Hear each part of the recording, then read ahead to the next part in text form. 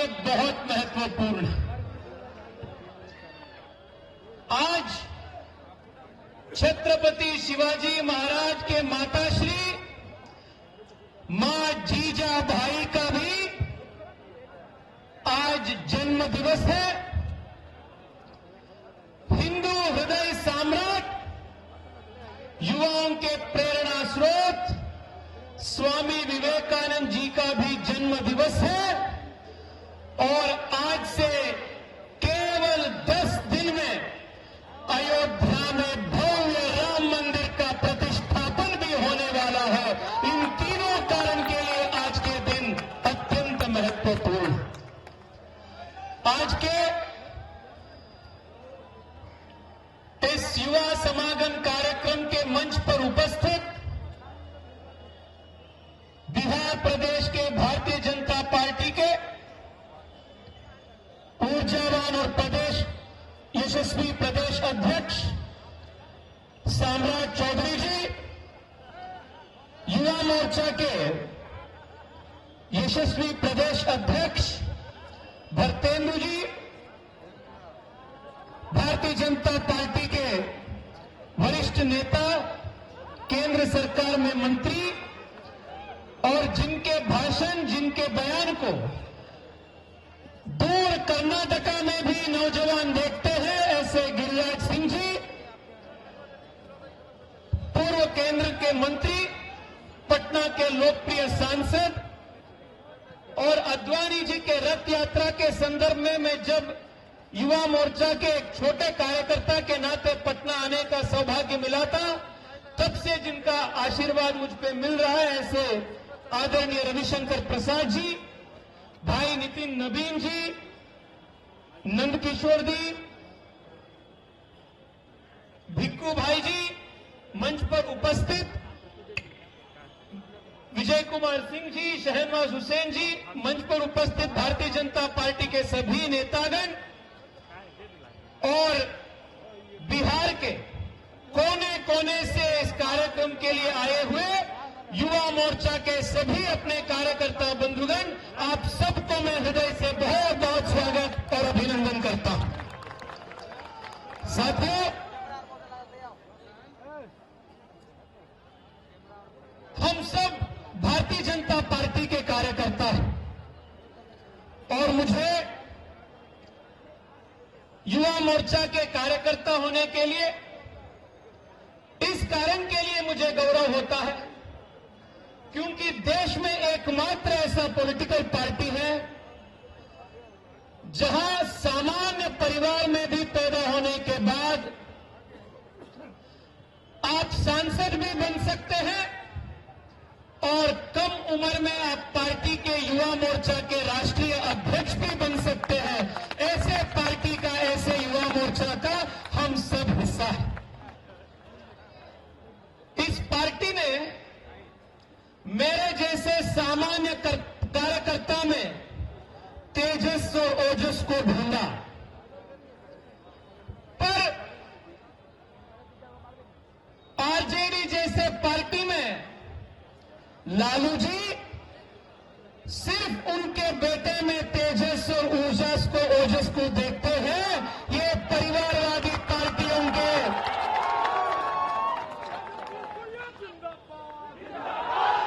आम कार्यकर्ताओं में लालू जी को ना तेजस दिखता है, ना ओजस दिखता है, सिर्फ उनके बेटे में ही तेजस दिखता है, ओजस दिखता है। ऐसे परिवारवादी पार्टियों को उठा कर फेंकने का काम भारतीय जनता युवा मोर्चा के कार्यकर्ता हम मिलकर करना है। साथियों, मैं आप सबके बीच सिर्फ 2 या 3 गंभीर मुद्दा आप सबके लिए, चिंता के लिए, आगे के काम के लिए रखना चाहता हूं।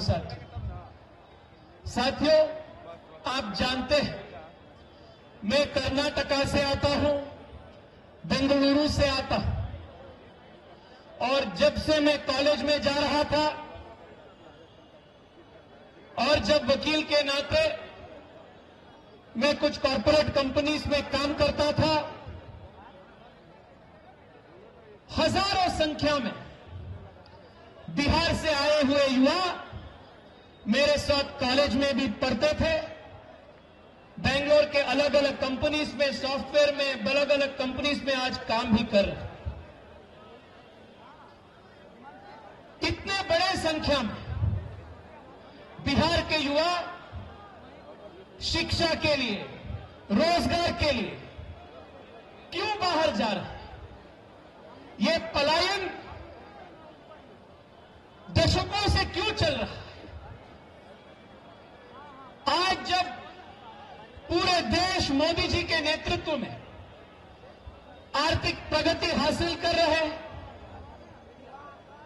आमूल चूर बदलाव पूरे देश में हो रहा है, ऐसे संदर्भ में भी बिहार के हालत वैसा था वैसे ही है। आज भी बिहार के गांवों में प्राथमिक शिक्षा, बिहार के जिलों में उच्चतम शिक्षा आज भी बहुत कमजोर स्थिति में है। आज बिहार के युवा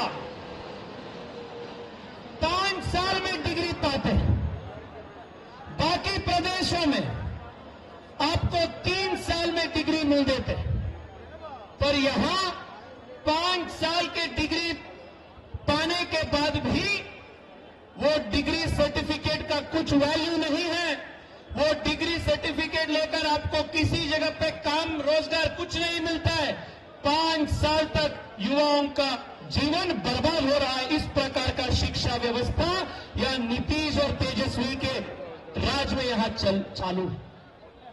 ना शिक्षा है, ना रोजगार, और इसके वजह से लाखों लाखों करोड़ संख्या में हर साल युवा यहां से पलायन करते हैं, और इससे बिहार के गांव, बिहार के कौटुंबिक व्यवस्था, बिहार के फैमिली सिस्टम पूरा बिगड़ चुका है। साथियों, कितने दिन तक, कितने साल तक इसको सहन कर हमें चालू करना है? मैं यहां उपस्थित सभी युवा मोर्चा के साथियों से और विशेष रूप में यहां उपस्थित जनप्रतिनिधियों से, युवा जनप्रतिनिधियों से मैं आप सबको निवेदन करता हूं। साथियों, कई दशकों से जात पात के राजनीति में बहुत नुकसान बिहार ने खाया। मैं यहां उपस्थित युवा से निवेदन कर रहा हूं, कम से कम युवा हम आज संकल्प करेंगे कि बिहार से ये जात पात के राजनीति को हम हटाएंगे और विकास के राजनीति को बिहार में स्थापित करेंगे। ये युवाओं का संकल्प होनी चाहिए। साथियों, आज भी आप एक घमंडिया गठबंधन के सभी नेताओं का बयान देखिए, वार्तालाप सुनिए, फिर एक बार समाज को, युवाओं को जाति में बांटने का साजिश ये लोग आज भी कर रहे हैं। जब नरेंद्र मोदी जी 21वीं सदी के भारत के बात कर रहे हैं, विकसित भारत के संकल्प दिखा रहे हैं, और हम सबको विकसित भारत के रायभारी के रूप में, एम्बेसडर के रूप में बनने का आह्वान जब प्रधानमंत्री जी दे रहे हैं, ये घमंडिया गठबंधन के सभी नायक, सभी नेता एक शतमान भारत को पीछे ले जाने का साजिशें कर रहे हैं। मैं आप सबसे हाथ जोड़ के निवेदन कर रहा हूं, आज इस मंच से हम तय करेंगे कि बिहार के युवा हम सबके लिए एक ही जाति है, हम भारतीय हैं, हम बिहारी हैं, और हम विकसित भारत को संकल्पित करने वाले नौजवान हैं। हमको अब जात पात में आप नहीं बांट सकते हैं। इसी संकल्प को इस मंच से युवा होने के नाते हम सब लोग करेंगे साथियों, मैं आप सबसे निवेदन करता हूं, 1-2 दिन पहले ही गुजरात में प्रधानमंत्री जी के नेतृत्व में वाइब्रेंट गुजरात समिट नाम का एक बहुत बड़ा निवेश करने का कार्यक्रम समाप्त हुआ। मैं आप सबसे निवेदन करता हूं, यूट्यूब में, सोशल मीडिया में, अखबारों में आप वहां के हेडलाइंस देखिए। वाइब्रेंट गुजरात समिट में क्या क्या निर्णय हुआ, उदाहरण तौर पर मैं एक दो आप सबके बीच रखना चाहता हूं। आरसेलर मित्तल नाम का कंपनी ने तय किया कि हम गुजरात में विश्व के सबसे बड़ा स्टील फैक्ट्री हम शुरू करेंगे। रिलायंस ने घोषित किया कि विश्व के सबसे बड़ा सेमीकंडक्टर फैब्रिकेशन यूनिट को हम गुजरात में शुरू करेंगे।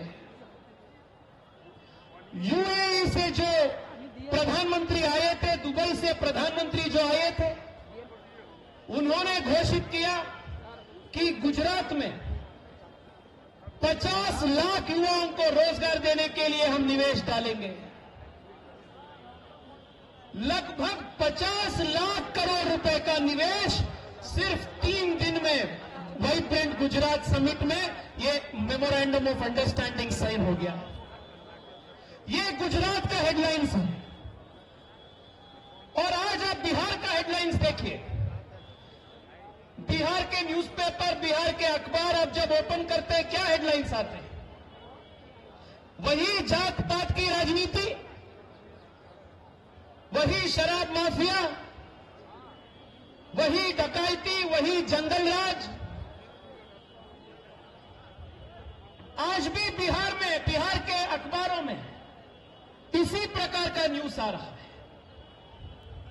हम जब तक बिहार में प्राइवेट इंडस्ट्री को अट्रैक्ट नहीं करेंगे, जब तक निजी निवेश को यहां नहीं ले आएंगे, तब तक बिहार के युवाओं को रोजगार नहीं मिलेगा। तब तक यहां के युवा दूर दराज शहरों में शिक्षा के लिए, रोजगार के लिए जाना मजबूरी बन जाएगा। साथियों, मैं आप सबसे अंत में यह निवेदन करना चाहता हूं, हम सबके लिए राजनीति समाज को बांटने का एक टूल नहीं है। भारतीय जनता पार्टी और विशेष रूप में युवा मोर्चा कार्यकर्ता के लिए समाज को एकजुट करने के लिए, गरीबी को हटाने के लिए और नौजवान युवाओं को रोजगार प्राप्त करने के लिए एक अत्यंत पवित्र मंच है। यह राजनीति का मकसद है। इसको युवा मोर्चा के कार्यकर्ता का नाते हम सबको समझना चाहिए। साथियों, आज शिक्षा में, रोजगार सृजन करने में और कृषि में देश के सबसे पीछे प्रदेशों में बिहार गिना जाता है। और बिहार के युवा मेहनती हैं, सूक्ष्ममती हैं। और मैं मानता हूं, मैं आज खुले इस मीडिया के साथ में आज बता रहा हूं, आज बेंगलुरु जैसे शहर, पूना जैसे शहर, मुंबई, दिल्ली जैसे शहर आज आगे बढ़ रहा है, तो उन सभी शहरों के कल्याण के पीछे बिहार के नौजवान के मेहनत के ताकत। जब यहां के नौजवान वहां जाकर दूसरे प्रदेश के कल्याण करने का शक्ति क्षमता रखते हैं, तो यहां हम उनको अवसर क्यों नहीं दे सकते? मैं आप सबसे यह वादा दे रहा हूं, जब 2025 में पूर्ण बहुमत की भारतीय जनता पार्टी की सरकार बिहार में होगा, केवल 5 साल में जो 25 साल का विकास बाकी है, उसको भारतीय जनता पार्टी के नेतृत्व वाली सरकार यहां हम स्थापित करेंगे। साथियों, जब अध्यक्ष जी शराब माफिया के बारे में बता रहे थे, अत्यंत दर्द हुआ मुझे। अपने यहां कार्यकर्ता आज मुझे कार में बता रहे थे, नीतीश जी के नेतृत्व में, तेजस्वी जी के नेतृत्व में यहां न्यू स्कीम है। क्या है नया स्कीम? शराब का दुकान बंद और होम डिलीवरी चालू युवाओं को रोजगार कहां मिल रहा है? शराब माफिया में मिल रहा है, बालू माफिया में मिल रहा है। ये माफिया में ही युवाओं को रोजगार ढूंढने का मजबूरी इन दोनों के सरकार में आ चुका है साथ। इसको बदलना है। इसको हम जब तक नहीं बदलेंगे, जब तक युवा संकल्प करके एक क्रांति इस प्रदेश में नहीं शुरू करेंगे, तब तक ये परिणाम, ये बदलाव नहीं होगा साथियों। मैं आप सबसे आज एक भी विषय उल्लेख करना चाहता हूं। 10 दिन के अंदर अंदर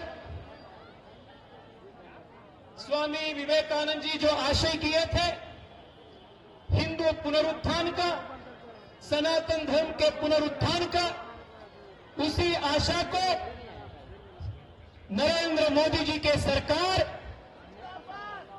राम मंदिर के उद्घाटन के समय में उसका भी संपन्न हो रहा है।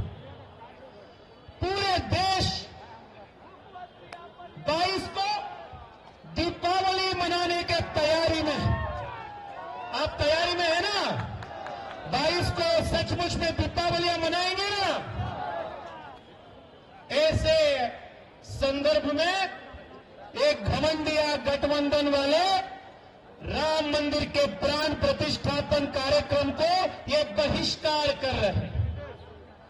आमंत्रण देने के बाद भी ये लोग प्राण प्रतिष्ठा कार्यक्रम में नहीं जा रहे। आज सुबह मैं अपने कार्यकर्ता से पूछा, भैया क्या कारण हो सकता है आमंत्रण देने के बाद भी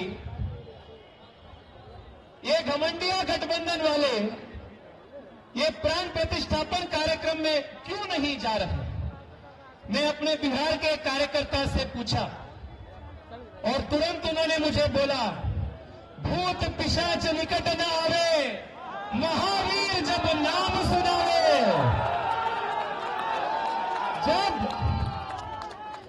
जब रोज हनुमान चालीसा में हम ऐसे पढ़ते हैं, प्रार्थना करते हैं, ये भूत पिशाच कैसे निकट आ सकते हैं, इसलिए ये नहीं आ रहे।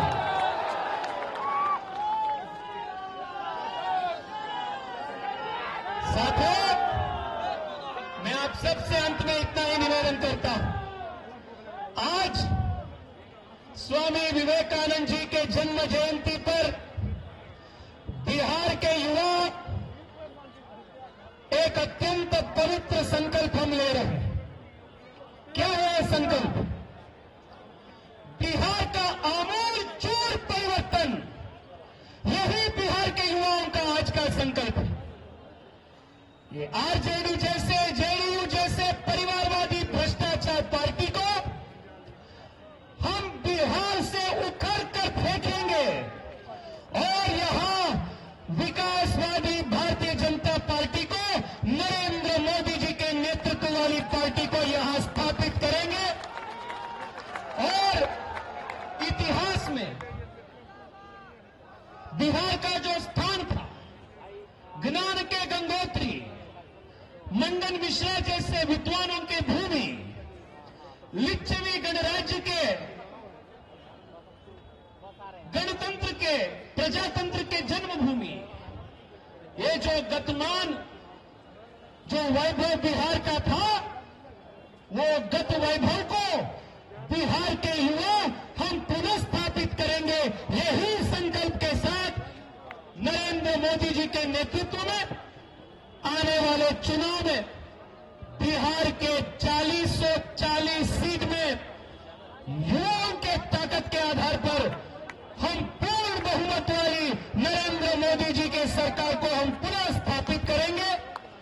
और 2025 में 25 में किसी के साथ गठबंधन नहीं, किसी के साथ मिलना जुलना नहीं, अपने ही ताकत के ऊपर भारतीय जनता पार्टी के पूर्ण बहुमत की सरकार हम बिहार में स्थापित करेंगे और विकास के राह को हम शुरू करेंगे। इसी आशा के साथ आप सबको फिर एक बार हृदय से बहुत बहुत धन्यवाद। जय श्री राम। ऐसे नहीं चलेगा साथियों। और पूरा ताकत के साथ, पूरा ताकत के साथ जय श्री राम।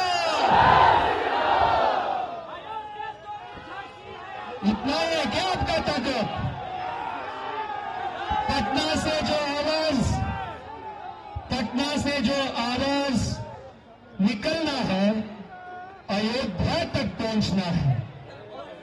मेरे साथ दोनों हाथ ऊपर करके बोलिए,